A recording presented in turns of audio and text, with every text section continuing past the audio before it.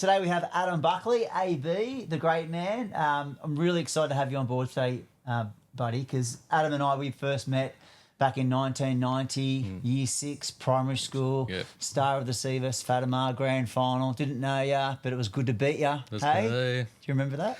I do. It's unfortunate. We played for DLR on the weekends as well together, and we won the comp that year too. We won the comp that year, that's all I'm mate, thanks for coming on. I appreciate it. You're welcome, mate. You're welcome. Looking forward to this. So let's just kick it off call it the glory days when we met, or all that sort of stuff. You want to talk a bit about that, maybe your upbringing, that stuff? Yeah, so, well, I think, as I said, we met in 1990 and just playing footy for DLR, and then... Best days ever. Great period of time in my life, and, just... I guess the hated training, so we'll bring that up. Yeah, you were a shit trainer. I was a shit trainer, still am. But just love the game. Could love score the skill. A try. Love the game. Love the skill base. But when we had to run and just do stuff on your own, hated it. Remember Billy McCorn, under 14s? Oh yeah. Come on. He was like into us all the time. Yeah. Anyway, it's your show, not mine. Yeah, no, just like stuff like that. Like it just all that side of rugby league that I enjoyed. It was just fun. It got me away from, which we'll just talk about later, bit of head noise. So when I was training and playing, it was just fun. It was just the game, and it was. And so how old were you when you first started playing rugby league? That was my first year, 1990. You were soccer pro for the Berries before that. For Lily Pilly and Seagulls. So, so... And you went to Fatima Primary School? Went to Fatima Primary. Mum wouldn't let me play football until I was 12, It's Betty, isn't it? She changed her name to Elizabeth, Shit, sorry. So when after Dad passed away, she needed it. She always wanted to be called Elizabeth, but... cool. Yeah. But, so she didn't let you play rugby league until... Yeah. So then your old man's come over the top, has he? No. He was happy because Dad played soccer and league growing up, so... So she allowed me to play the school knockout in under year 5. Right. And then she goes, I went all right. She goes, okay, probably could handle it. So that's when, she allowed me to play or trial for, but I had to wear a headgear, mouth guard. Then kind of disappeared over the years. The mouth guard and the headgear went. The mouth guard went. Adam was a very good rugby league player. Centre. Will you say centre or fullback was your position? Fullback. Then when I got older and fatter and slower, went into the centres, so all the wings. So your memories of rugby league back then, the boys, just fun. Yeah, it was fun. Yeah, I reckon growing up, and I think it was like the mateship, and you bump into guys now. It was funny. Like New Year's Eve, I bumped into a couple of guys. Who? I actually played for Como in the 21s grand final, which we flogged them. I can't remember. Yeah. Mate, Como players, they're not worth remembering anyway. Don't worry about it. Yeah, but it was fun. Like, we had a good chat about that. And Sammy Eismunger, anyway. Yeah, but that was, I reckon 21s was one of my favourite years because I got to play with guys that were 18, 19, so the younger, like, the Kavanagh, Bryants, and a few guys older than you, younger than you. Then cool. going into A grade, then I got to play with your brother and the older fellas. Did my brother punch anyone in the face in any game that you played? No. I can't remember. Aggressive. It was aggressive, but so are you. So I don't forget that. Aggressive. So, and then, do you remember it not becoming fun? Like or any stage? Yeah. So basically, I had a few injuries. So I busted. In year 12, I busted my thumb. So I snapped ligament in my thumb. And missed out on a few trials to go. Trial out for so I could progress my representative. Yeah, like playing for like Sharks or tried St George, and that's been Super League. So I was actually trying to make a couple of Super League teams, but I couldn't trial because my hand was in plaster, and that's kind of when I think I knew there was no career for me in football anymore. And at that age, 17, 18? 18, yeah. And I just I went it was once again, I don't believe, I never used to believe in fate and stuff like that, but Mum took me into the Commonwealth Bank because she had to drive me around, and the guy goes, what are you doing next year in year 12? I said, nothing. He goes, why don't you apply for a job at Commonwealth Bank? It's good. So Mum actually filled out the application for me and I signed it. And and that's how I kind of got into finance. Right. Yeah. So it just from there then. And then you were with Commonwealth Bank for a while? A couple of years, 3 years, then went into different organisations. So a lot of small bank lenders, mortgage managers, a couple of major lenders as well. So then about 4.5 years ago, started my own business. So as well. So yeah. So you've been in that finance, mortgage, environment since your whole career. 97. Yeah. Yeah. Wow. Yeah. So what that? Yeah, a long time. Yeah. Okay. Cool. Yeah. Now I know you and I have had chats like over the years, and maybe some heavy chats and that type of thing, and it's kind of what we wanted to talk about today. Yeah. Like, if I said to you, say the dark days, Yeah.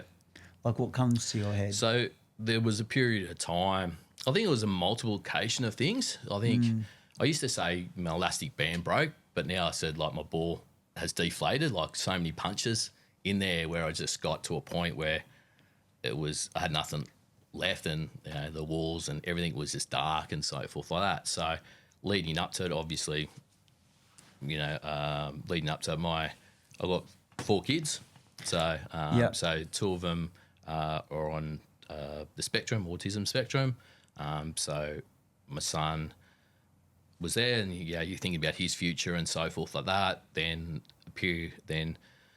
probably within a period of time, I had my daughter Madison, my youngest, diagnosed. So I'm going there. Then I moved jobs from North Sydney to Miranda to be home. Then I got retrenched 6 weeks after starting. Then I had to find another job, which was then on the road sales down in Wollongong area. Then I found out all this was probably within a few months period. Then I found out my dad got diagnosed with motor neurone disease. Then Christmas came. I probably wasn't in the best headspace, which took things away from my kids and then my wife. Then my separation happened. So what age is this? Like when? So I was 39. Yeah. So 39. So your dad got diagnosed when you were what? 38. So 2016. So what's that? 8-9 years ago. Yeah, 8-9 years ago. So okay. Yeah. So was that 30? So I was 38. Yeah. When all this kind of. Yeah. How old were you when you got married? I think 30 odd. Yeah. So married, kids. Yeah. Yeah. In there. 2 diagnosed with autism. Yeah, 2 diagnosed. So Zane was at school. So Zane's diagnosis, which was another thing, because we didn't know what autism was. And that we actually thought, because he was doing stimming and so forth like that, we actually thought he had like a brain tumour or something. So in all of these tests, and the specialist at the time goes, I think your son's got autism, and referred us to Cognitive Diagnostic Centre, and that's how I learned about it, and came across it. So when Madison was younger, she was showing similar signs of what Zane. So we got her probably diagnosed when she was 2. What are the signs? Oh, she was like non-verbal, really emotional, and just like things the way, same foods, same routine, same a lot of the same stuff. But it was probably the more non-verbal and the stimming that kind of got us going to that diagnosis. So, then that happened, 2016. Great period of time when the Sharks won the grand final. Go the Sharks. Yeah. In 2017, it kind of, that's when everything kind of exploded for me. So changed jobs again. Because when did your dad pass? What year was that? So Dad passed 7 years ago. So like 2018. 2018, yeah. So 2 years after diagnosis. Yeah. So and this is what we Peter Buckley, the great man. Yeah, talk about is it's really so leading on to that, then before Dad had all this going on, then the separation was one thing, then not seeing the kids and living by myself really for the first time, and when you're having a bad day, when you got kids, I know for me, if I had a rough day at work or a long day, just seeing my kids back then when they were younger, to get that affection, that cuddle, kind of brighten up my day, and not having that every day. And and the pressures of work and finances and so forth like that. It's, you know, I remember, you know, coming home after work, and just sitting on the kitchen floor for some known reason. It's like 8 o'clock at night. By yourself. Just by myself, and just like, you know, as I said, like so much going on in my head. But I kind of looked up, and there was my kids' faces on the fridge, and I'm going like, yeah, that's kind of, you know, that smile, that thing going like, this is why I've got to be around in there. So it was just, yeah. Because did you have some dark thoughts? Oh, 100%, yeah. Like, you know, it was really bad. Those, you know, people, you know, with myself, like I didn't know how to deal with emotions really well. And, you know, now, like if I talk to my mates and that, I can express it all and get it all out. And But back then, like I just, your friends and your mates, your family, like my family were going through a lot with my dad anyway. So I didn't want to reach out to them. And yeah, it was just like, you know. So were you at your lowest before your dad passed? Or Yeah, would you say? 100%. So the marriage had broken down. Yeah, you're living by yourself, financial pressure. Yeah, got retrenched. So that was the lowest there. 2017? 2017. So a couple of days before that event happened, I went to a work function. So there's like 30 odd tables. Before what event happened? Before my dark, where I was just sitting. In the fridge. Yeah, the fridge, the kids. In the kitchen. And, yeah. I was sitting at a function, so I had to represent the company I was working for at the time. There's 30 odd tables. And I got sat at a table full of psychologists. Oh, So I don't know whether to laugh or cry on that one. Yeah. But I just, for some known reason, for me, when I go to functions, I took business cards to go who I met, because I always forget names and so forth. That. So I took their business card. Right. So what about that for a bit of fate? yeah. So on that, after that weekend, like that's Table number? I remember you told me something about 13, table number yeah. 13, so which is my dad's birthday. Yeah. You know, it's just like, yeah, it's just stuff that happens, you know. And So you took the card. so I took the card. So after, like, that was the Friday night. Then the card was sitting on the table still. So when I got to work that Monday, and I had my lunch break, I just walked down there and go, I need to see someone. Good on you. Yeah, and that's 7 years ago, and I'm still seeing my therapist now. Good on so you. that's part of my. I want to come thing. back to that. So like, what's been good there and how and why? But you make Dan said something to you once. Devil on the what was that? The devil on the shoulder. Yeah, or so something? my Was it accountant. Dan? Yeah, so my accountant's Mike and Dan. Yeah.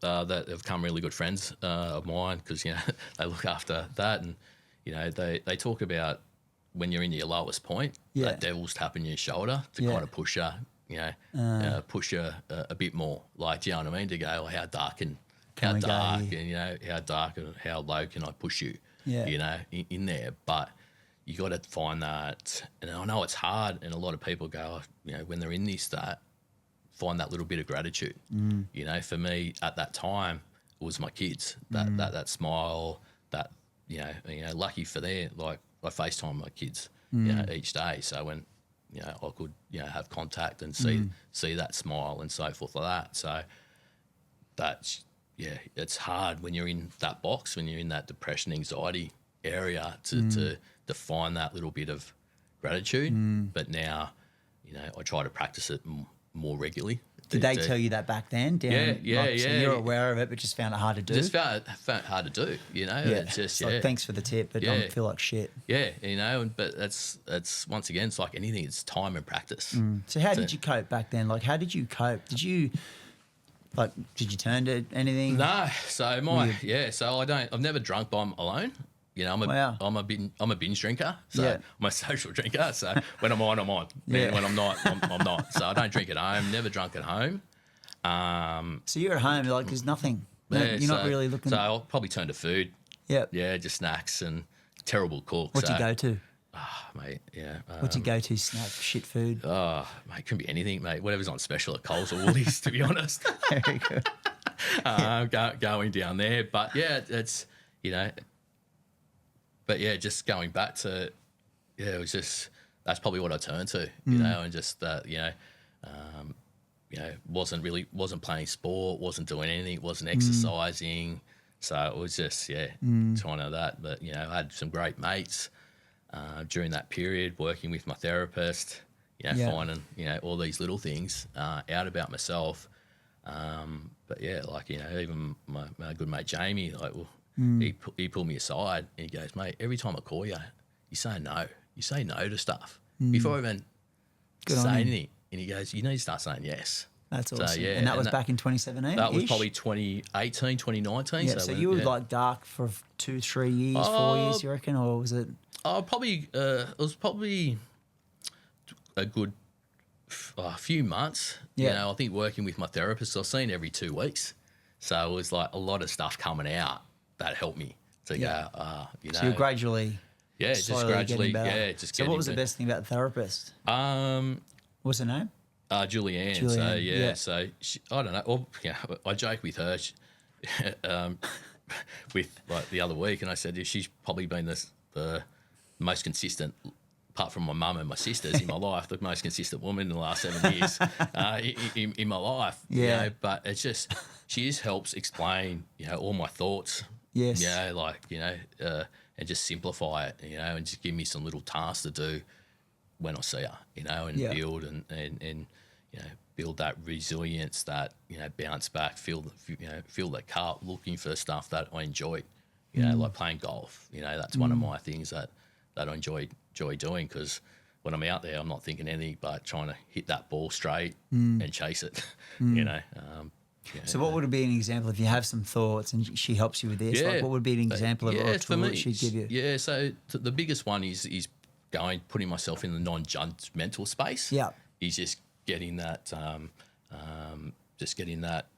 space where you're not judging yourself or that. You're just going, well, what is it about? Like, is it, is it emotion? Is it fact? Or is it fiction? Or are you making this story up in your head? Because when you are judging yourself, what does that look like? Oh, just you're down. You're down on yourself, and it's that negative space that you put yourself back in, and just going, this happens for a reason, and it's just So trying to be objective about it. And not go, not try to put myself down and go, well, this has happened for this X, Y, Z reason.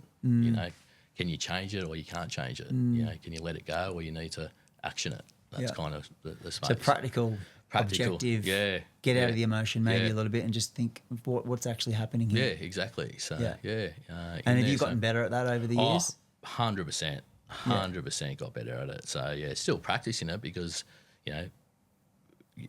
shit happens every day, and you just got the way you've got to deal with it. So but it's So if you had anyone out there, I don't know, guys, like a lot of us have stuff, right? Like going through some tough times. What would your advice be? 100% is, reach out to your friends, and just say. Sometimes you just need to say, don't give me, with guys, we want to fix their problems. Yeah. Just sometimes you just need to listen. So that's what I say to my friends. I just need you to listen at the moment, so I can just verbally spill it out. Yeah, cool. Secondly, go to your GP, get a mental health plan, and try to find a therapist who are independent and can try to put your emotions, and especially for me, the biggest probably was going through my divorce and separation. That part of it, because your mates back you up. Sometimes you need an independent voice just to go, that's right, it's wrong, and so forth like that. So, your mates just jump on your train. Yeah, that's right, exactly. Gotcha. So, in there, And then, your dad was a huge, or is, I should say, a part of your life, right? Yeah, 100%. Tell us about that, like when you lost him. So that was, it was, Dad died of motor neurone disease. So it's basically, once you get it, it's a kind of death sentence. So eventually your muscles and everything are going to go away. So that was difficult to see someone who ran his own business with mum for 40 years. As you know, Dad was fit, healthy. To see that deterioration in there was sad, but the post reflection of it is there was a couple of instances, and I'll bring up Mum as well. Is Dad's strength, his inner strength to fight each day, because I think in his mind he wanted to see me turn 40, so which he did. Then 10 days later he passed away. Wow. So that I think he had something in his mind that he wanted to get to, because pretty much after my 40th, his kind of deterioration, like those couple of days, just went into Calvary and so forth like that. From there, Christy, so part two of that. So on the day he passed away, Christy, my sister, lives up in Coffs. Yeah. So she had to organise a flight to get to Sydney, to be there. And I think Dad held on to Christy to get there. Yeah. For us to be, my sister Kel, my mum, to be all in the same room together. It was So like the inner strength. That's the inner strength and for you me. use that, you drive with that these it's days. a massive driver for me. But then also the love and devotion my mum showed over those 18 months to 2 years, never wavered. Like she was there taking him, looking after him, caring for him, making sure he's eating, getting his sustagen, going to his therapies, everything. Like it was no waver. Like it was just that. Yeah, just like it's just something when I'm in those down periods. I think it's funny. Like we train and that, and I do Adam spin classes, and they hurt sometimes. Gotcha. So and you just draw upon the inner strength. Yeah, so I just kind of look up, and just go, just kind of push. Let's do it. Yeah, let's do it. Just push it through. Yeah, cool. In there. So it's quite a kind of And I remember from just chats we've had. So the dark days, all that sort of stuff. But then like the call it the bounce back. Like you mentioned doctor, GP visit, into mental health plan, psychologist, your mates, get them around you. Yeah. But I remember, correct me if I'm wrong, but I'm not trying to give Tribe a plug, but like just the whole. When you remember, emailed me. Yeah. So 18th of August, 2020. 2020. Yeah. 2020. So I was probably. It's pretty funny. I'm probably at the same weight I am today. But I'm totally body change. Yeah, it's totally different in there. But I've been going to gyms. I've been trying to train myself, get PTs, and it never worked. And I've following you and socials for a long time, and it was going like, I should have reached out earlier. It's my, but it was just my inner thing going. Yes. It's go like, I don't want you to see me at my worst kind of thing as well. So so set up that email, and I remember sitting down having a candid chat with you, but also saying I need a trainer. Yeah. So just tell me what to do. Don't add extras in, because I'll tell him to go.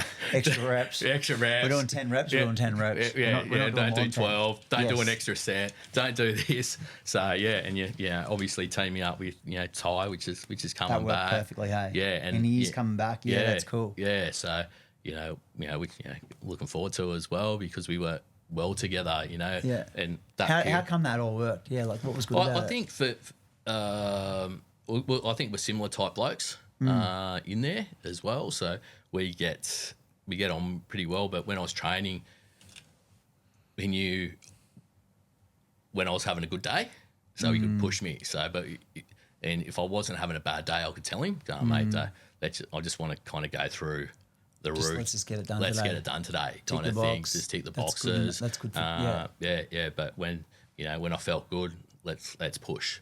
And increase the weights, increase the movement, and so forth like that. So so it was really helpful in there. Then obviously the food side, so getting his advice on the food, and I'm still terrible at it, but I'm a lot better than what I was. And then when we talk like self-discovery, learning about yourself, like how your two kids have got autism, and then you've struggled with emotion sometimes at like talking, like I have as well, and then and relationships, So basically, so basically, what happened, watching them grow up. So with my therapist and that, and there were so many things. I look at Zane and Madison that kind of triggered myself. Yep. And I'm going, that reminds me of me. Used to ride, so going like, So I do. So part of this thing, I went, okay, I'm going to go and actually investigate if I do have ADHD or autism. And once again, it's not a cheap process to do. So you got to go see another.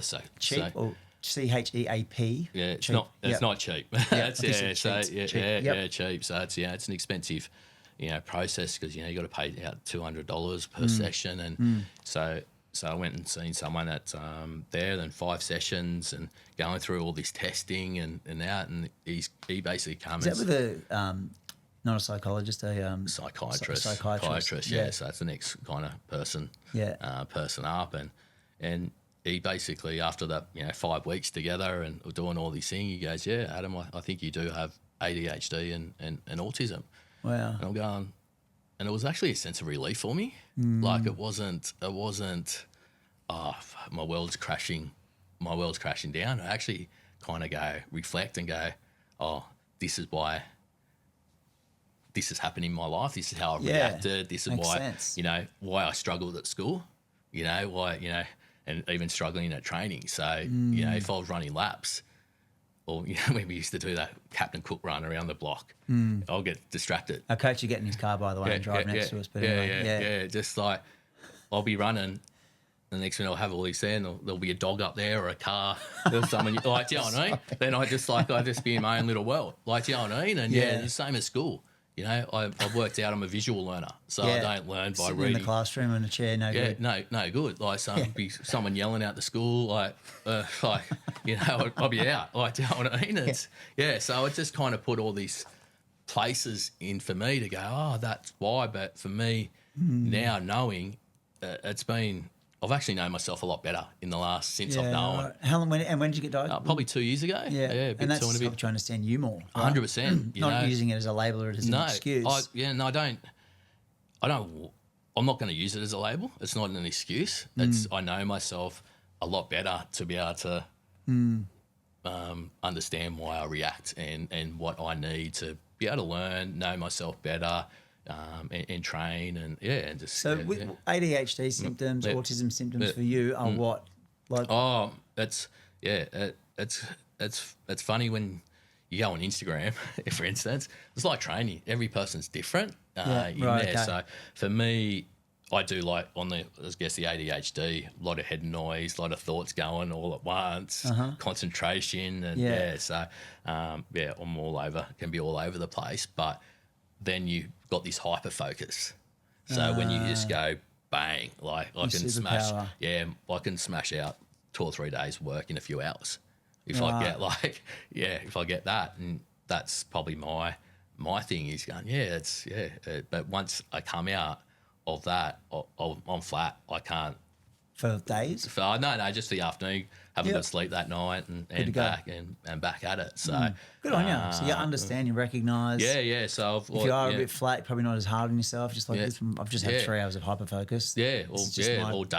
All days. Yeah, in there. But I've actually recently got myself on medication to try that out, and that seems to be working. How long have you been on that for? Since November. So and that's 3 months. Yeah. Beneficial. In what way? I just. I got more energy throughout the day because my thoughts are not. They're consistent. They're not frantic. Go on there, so I can actually work. I've got more energy after work as well. So there's a lot of positives for me. Good. Everyone reacts differently to the medication. So has affected my sleep, but I've just got to adjust. Adjust that. The autism thing is routine, like structure, need routine. Need it, love it. But I've also learnt I can be out of it as well. So, and that's okay? Yeah, that's okay. And it didn't used to be okay? No, it never used to be okay. Yeah. Like, if I was late to an appointment, it was just, I'd be flustered and stuff like that. So routine. So, training, I like my routine, but I get bored of my routine as well. So then I've got to change it as well. So, it's, But how cool knowing that and just being more aware of yourself rather than beat yourself up and put yourself down. Yeah. You're just aware of, okay, this is me. This is that's what I kind of, one of my things like talking to you today is that if you think you've got it, go do the process and work out. Because it's like having an injury. If you don't go see the physio or the doctor, how are you going to get better? So why don't you have that mental health approach and you go, well, if this is what it is, get diagnosed so then you can actually work out what can help you that. Cause, How did it play out? How does ADHD play out with relationships for you? Oh, it's tough. I think now, once again, it's more probably the autism side of it. Is that emotions and not being able to not being able to express, or that cut and dry mentality, in there. So and the structure and the routine. Yeah, that's it. But it's but I've known myself a lot better. Yeah. So it's kind of communicating that. So because without if with people with autism, are they harder to live with? No, I don't think so. No. Yeah, I don't mean to be rude when I say that. I'm just thinking to myself, if you live with someone, like I'm starting to think I've got autism, but like no, I don't think so. Yeah. Routine. Yeah, it's not. It comes down to communication. Like if your partner just, I don't know, forgets to do something, does that unsettle you? No, not really. No, it's just for me. For me, it was more communication side of it. It's that probably part of it. Yeah. So, but it's probably me in my head not communicating what I need, and then vice versa. And they were too afraid to probably communicate with me as well. So right. Because that probably back in previous relationships, But now I feel that's So would you say a fear of communication or just unable to? Unable to, yeah. Not a fear. Not a fear. So happy to talk about it, but just didn't know how to do it. Didn't know how to, and that's from early days on. Like what? Your kid, teenage, something will happen, and just too afraid to speak to mum or dad or my sisters, or relationships past there, just going, I'll just keep it internal. And do you reckon it was not unable, or do you reckon it could have been? Because you just said afraid. Like, do you reckon there was a bit of fear? Oh, it was definitely a bit of fear of reaction as well, because you don't want that negative reaction, because that's another side of not side effect, but you focus more on the negative than the positive. Yeah. So you could praise me as much as you can, and I used to dismiss praise. Yeah. When you go, oh, you're a good football player, and I say, not really. I didn't play any grade or anything. Remember when you scored off the kick-off in the semi-final? Who was that against? That was at Como. Cronulla Caringbah. Do you remember that? Yeah. Still a highlight. That was good. Yeah. But do you know what I mean? I just go, oh, that was just me. Yeah. Do you know what I mean? That was just me being me. So, but now being able to actually accept praise is a big thing, and banking the praise. Yeah. For the once again those down days. Times, when you need it. And I know you got like a wellbeing program that you like to sort of stick to. Tell us about that. Yeah. So basically now, for me, I've kind of created wellbeing for myself. Like once again, that's that structure. So it is regularly seeing my therapist.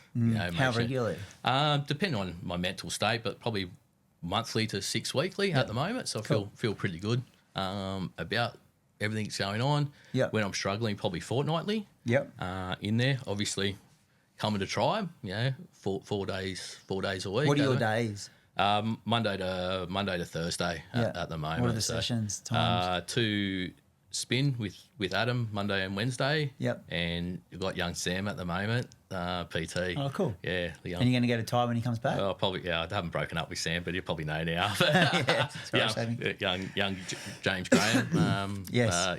In there. But he's been, fantastic. Yeah, especially, that's good. I had an injury. I had frozen shoulder. So so working with me to increase that strength back. So he's been fantastic. Playing golf's in there. So now I can play golf again. So just trying to. What are you playing off at the moment? I'm playing off 13 at the moment. Yeah. So reasonably. Can hit them. Yeah, can hit the ball. You could always hit them. Yeah, can't putt, but I can hit the ball. So catching up my mates regularly. So and that could be just not for beers, walk. Yes. Coffees, and just have a social. Cool. Grab it on the phone, having that social chat in there. Catching up with family and breathing's a thing for you. Breathing. So another thing I'm trying to do and add into my goals is like alternatives. So, was it October last year? I did with Blake Johnson. Yes. Did a 4-week breathing. Right. Thing, and that was a great thing for me, because I don't know what happened in that process, but a lot of I let a lot of baggage in my Really? life go. Yeah, Really? Yeah, No bullshit? No bullshit. Wow. Yeah, so it was. I don't So know. what did that program look like? It was just over 4 weeks for an hour, hour and a half. Every couple of days or every Wednesday for 4 weeks. right? You know, And so what, in person with Blake? in person, there was 3 other guys in Right. there as So well. sitting down and he take you through a routine. He take you through a routine. And you reckon that helped you release a bit of emotion? Yeah. Like one of the sessions, I don't know what happened, but yeah, it was weird. He got this really into this deep breathing, and it was like this black cloud was there, but more I breathed over like this light came. Yeah, wow. Yeah, and then it was like this my dad's flower kind of popped out Holy God, at the wow. end of it, kind of thing. So That's cool, man. And after that, I just went like, yeah. So part of what I do now is try to, when I'm stressed or feeling a bit anxious, just go into a bit of breathing. So part of I want to do this year is look more into that, and maybe some Pilates, yoga, some alternative stuff to kind of help, with that anxiety, depression. In there. Do you meditate? I haven't got into meditation because once I feel I've tried a couple of times, but it's on my kind of The Waking Up app is pretty good. Yeah. I recommend that one. It just starts you in like small steps. Yeah. And then goal setting. So I know in the past you might have like maybe turned away from that. I've never been a goal setter, I reckon, in my whole Not life. that it's the be all and end all for everyone, but you kind of gravitate a bit more towards that these 100%, days. yeah. So my goal setting now, I break it up. So there's Adam as the Like goals for individual, yourself. goals for myself, goals for my business Yes. as well. So there's some targets I want to hit around there.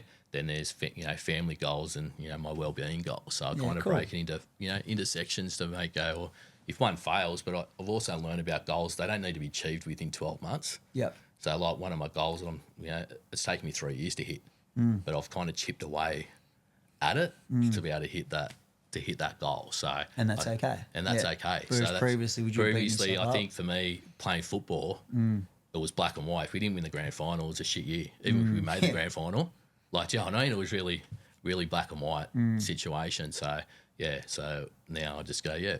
Well, if I didn't hit that work thing or that, I go, okay, what have I done? Steps. Did I do my best? In there. So Cool, man. It's been great talking to you today, AB. Thank you for sharing everything as well. I appreciate it. So how would you sum it all up? So give us a bit of a summary of, I don't know, so from when you were not feeling feeling good, then not so good, then coming out, and give us a bit of summarize it for us. I think for me, as we talk about, it's just a bounce back factor. It's just little steps just to improve. So my knowing what I know now about where I've been is just going building those steps back up. You're going to crash. Yes, I'm going to fall back down, but knowing to get that routine, that steps to go back up and never fall back as far as I was. There might be a little slip, then I just bounce back harder and higher. And knowing you got things and tools or whatever. To rely on to do. So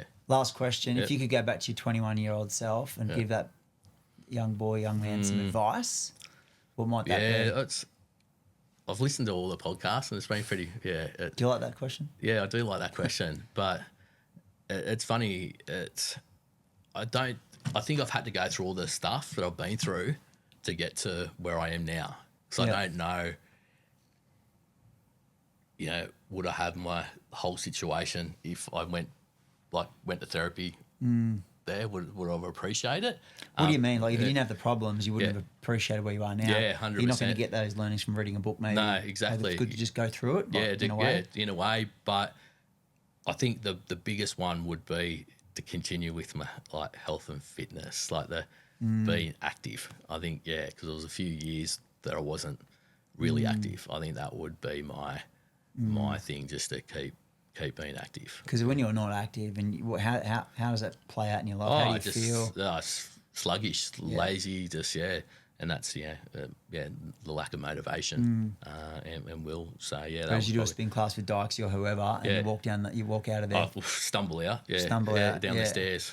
Do you enjoy the training, or do you hate? I think when I turned up to drive 4.5 years ago, I hated training, and now I enjoy it secretly. That's cool. Secretly, Do you I enjoy really? it. Yeah. I never thought I'd hear you say that. I secretly enjoy it. So yeah, like I've been doing, rebuilding back up. I did Louis' circuit class last few weeks Oh, yeah, on a that's a tough Tuesday. one, eh? Yeah. That's been tough, but struggle to breathe, but Yeah. it's fun. It's enjoyable. cool, man. It's cool, man. Yeah. There's lots of good learnings here today, guys. Like get around your mates, Yeah. get a therapist, Yeah. breathing technique, set yourself some goals, get a hobby. You've got the golf. Yeah. There's lots of things that you've exercise, training, Well done, hey. It's You're cool. welcome.